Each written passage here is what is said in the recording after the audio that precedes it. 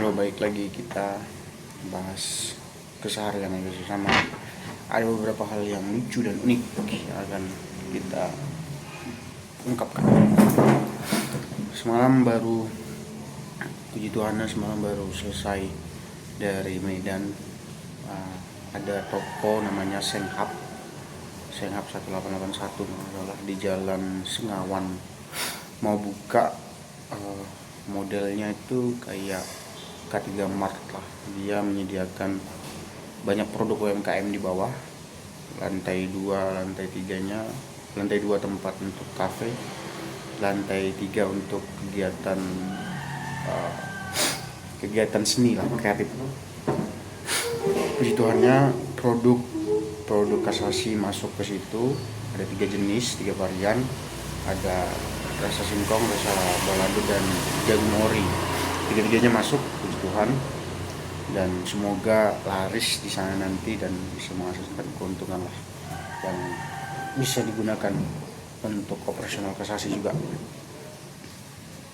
Dan sekarang kondisi lagi sakit bro, lagi nggak enak badan.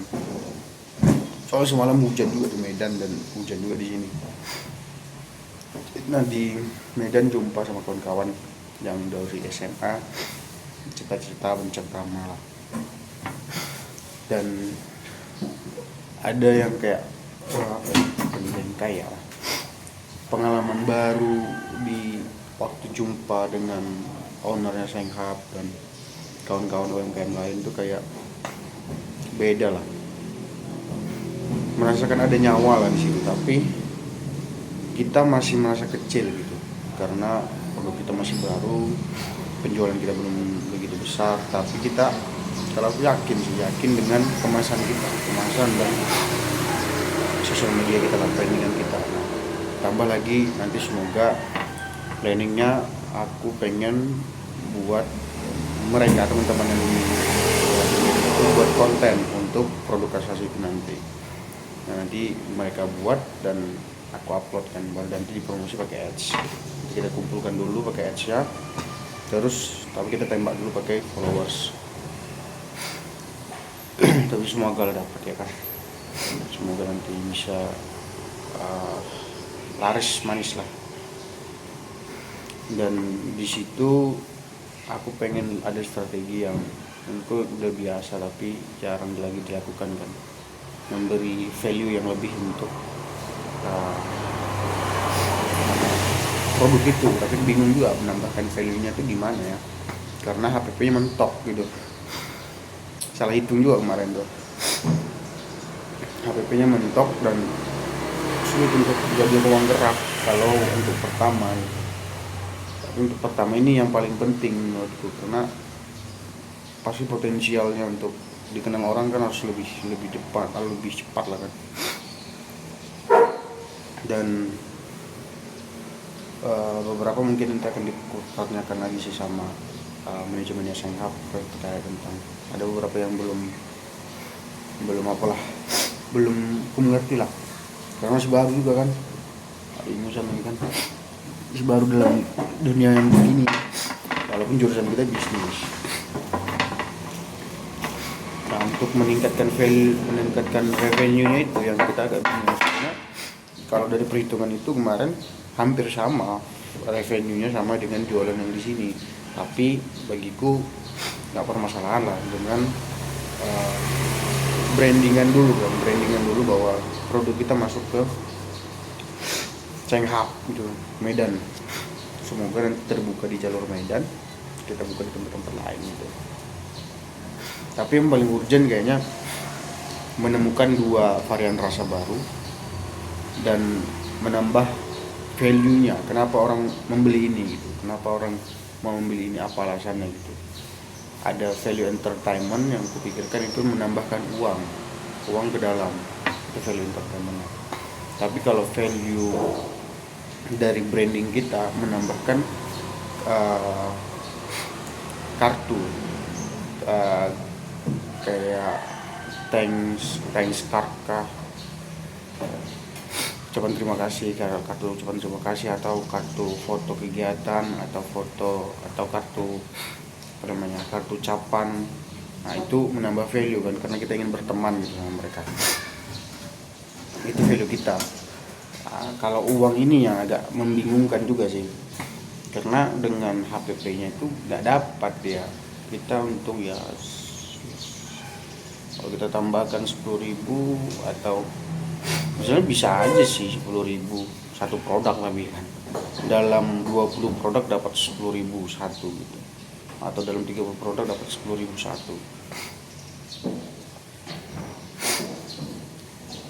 Tapi coba nanti kita pikirkan lagi lah.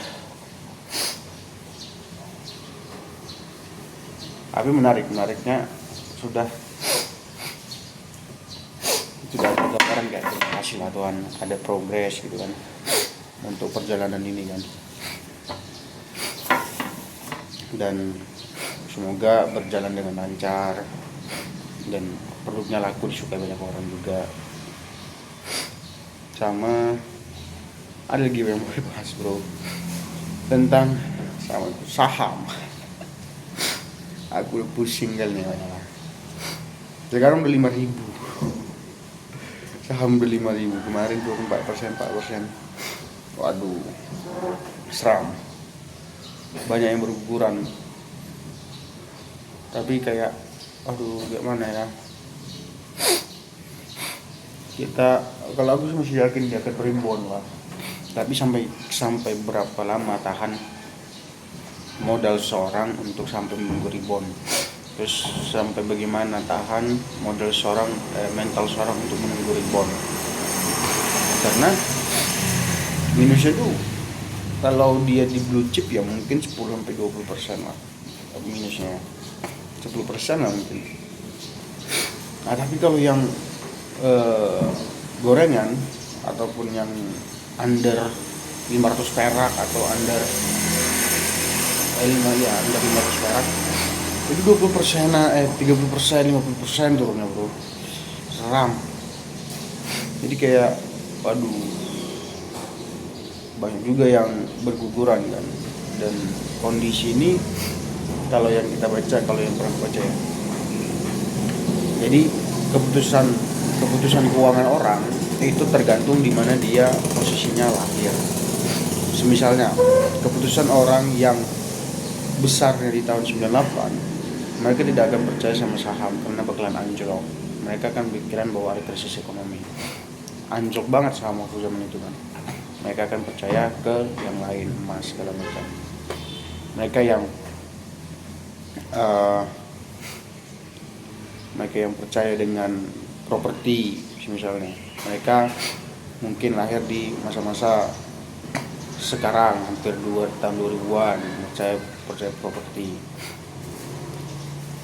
Nah sekarang saham lagi turun, orang-orang yang besar daripada saham turun, ya mereka akan juga berpikir kan bahwa saham kayaknya nggak prospek dengan keturunan seperti itu, dengan resiko yang sebesar itu kan. Apalagi dibayangkan kalau misalnya kondisi ekonomi dibilang lagi baik-baiknya, memang daya beli masyarakat kayaknya tidak ada yang kurang sepertinya, ya berjalan seperti biasa aja. Taman-taman masih ramai, pusat-pusat kota masih ramai.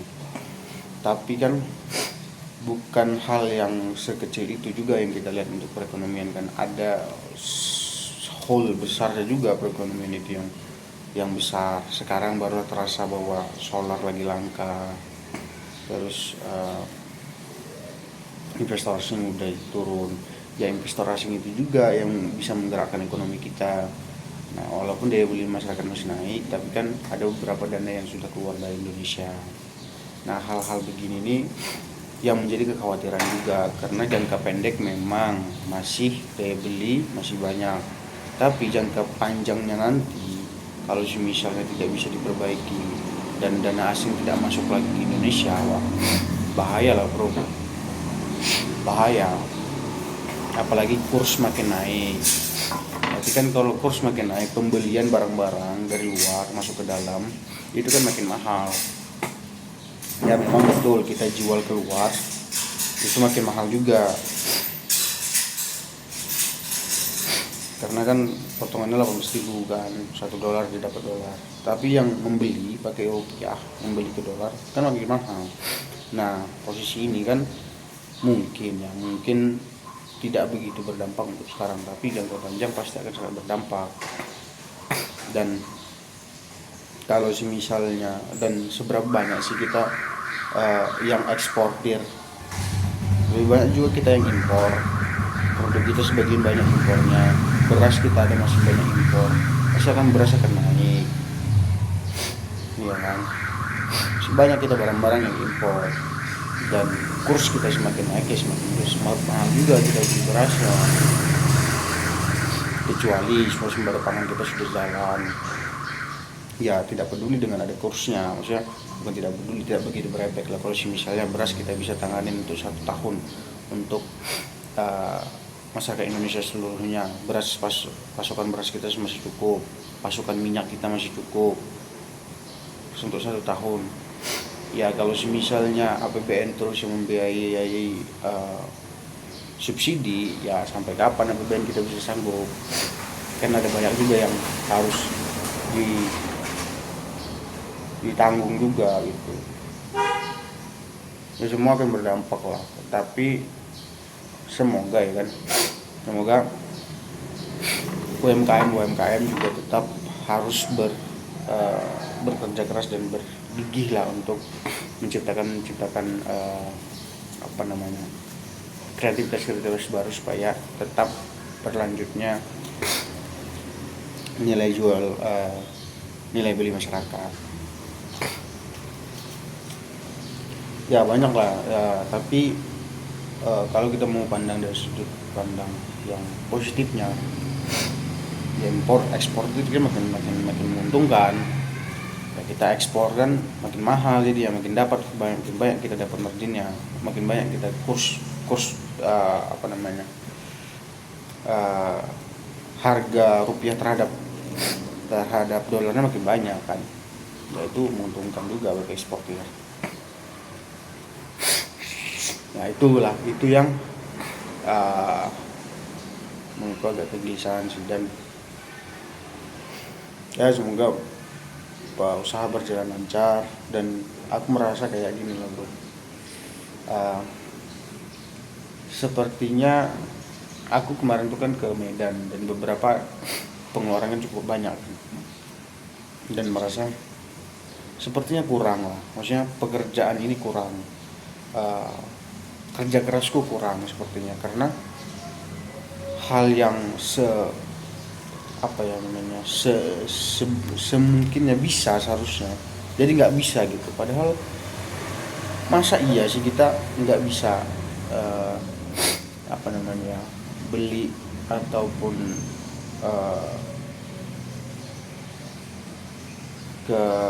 ke suatu mall ataupun ke suatu restoran. Masa iya sih kita nggak bisa, masih sangat susah untuk mengeluarkan itu di diri ya, masih sangat untuk mengeluarkan uang itu gitu. Jadi aku merasa kayaknya aku kurang kerja keras lagi di sini ya, karena untuk hal yang sesepele itu aja masih beribu kali pikir gitu. Kayak misalnya mau kebutuhan adalah untuk mengganti casing HP, karena casing HP lagi rusak, harganya 80 ribuan, 80 ribu, 100 ribu. Mikir kayak, wah 100 ribu masih bisa dapat makan berapa kali tuh. Nah jadi perasaan itu kayak membuat kayaknya aku kurang kerja keras, kayaknya aku kurang mendedikasikan diri terhadap apa yang bisa menghasilkan keuangan lah. Jadi kayak harus lebih bergiat lagi, harus lebih bekerja keras lagi, dan semoga jalannya ada dan bisa menghasilkan uang lagi ya kan. Dan iyalah kayak transportasi aja lah, aku lebih milih naik kereta api ya seakan daripada naik bus, karena harganya jauh kali bro, 45 sama 22 ribu, jauh kali kan, setengah. Nah kayak gitu tuh kayak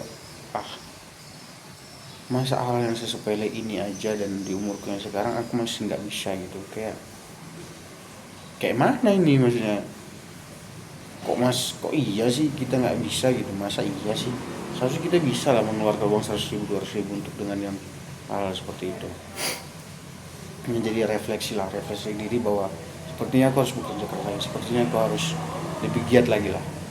Ya mungkin dulu bah tidur jam 11, mungkin tidur jam 1, jam 2, jam 3, bangun jam 5, harus seperti itu ya, harus seperti itu kayaknya, situ aja sih. Thank you.